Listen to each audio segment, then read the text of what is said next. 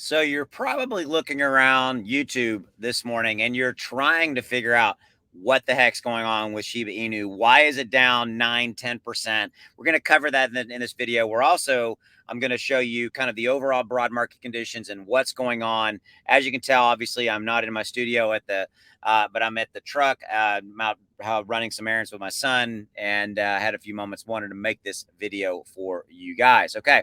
So here's where we're at right here, right now. Shib is down 9% as of the recording of this video. And you can see it's been down as low as 9,622, down 9, 10%. So the overall scenario here, actually, it's improved a little bit, but we have dropped from a market capitalization. We have dropped below 900 billion. When I say improved, I meant this number's been as low as about 6% today overall. But right now, dropping below 900 billion. So here's what you need to understand. Always remember that if you just own Shiba Inu, you need to do what I call zoom out. You need to look at just more than just Shib, and you need to look at what's going on with Bitcoin, what's going on with Ethereum, and what's going on with the overall market, because Shiba Inu being a top 15, and it's been as high as a top 13 in the last 7 days or so, a top 15 crypto, it moves along with the overall market conditions, meaning when Bitcoin and Ethereum and the overall market are up, Shib's up, and when they're down, it's down, right? So you can see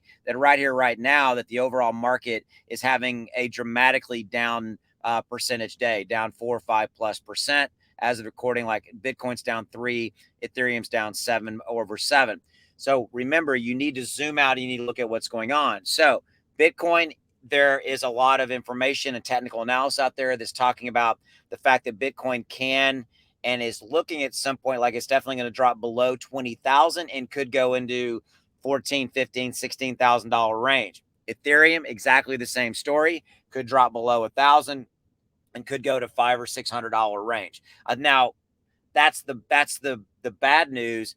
But inside of that bad news is that seems to be really the bottom for both of those, right? The bottom is kind of the lowest it'll go.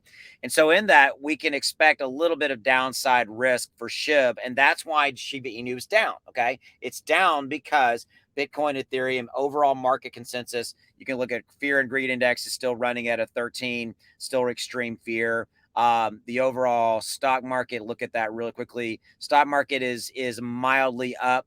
But again, see this like right here, despite lingering inflation growth concerns. Okay, because the overall narrative of what's going on here, if you're really looking for of a macroeconomic view of what is going on, with crypto in general, it's these macroeconomic factors. Inflation is rampant. By the way, not just in the United States. Inflation is rampant across the world. In fact, I believe it's Argentina that has inflation over 100%.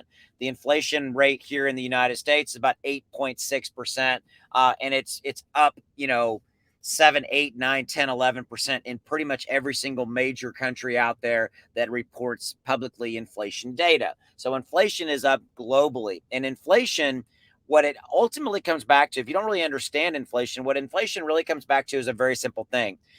Everything in your life costs more. It costs more to go fuel up your car, your truck. It costs more to go to the grocery store. It costs more to go buy anything in your daily life. It costs more. And because everything costs more, it means less money in your pocket at the end of the day to invest in stocks, invest in crypto, or you just feel like really the fear around that derives from inflation is that it's because everything costs more. I feel like I need to hold on to the money I have left even tighter, right? I'm going to stuff it under a mattress or whatever metaphor analogy you want to use.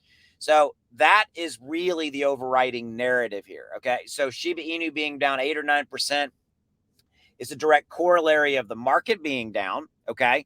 But it's also systemic from inflation, systemic from fear of recession coming. I personally believe we are in a recession already.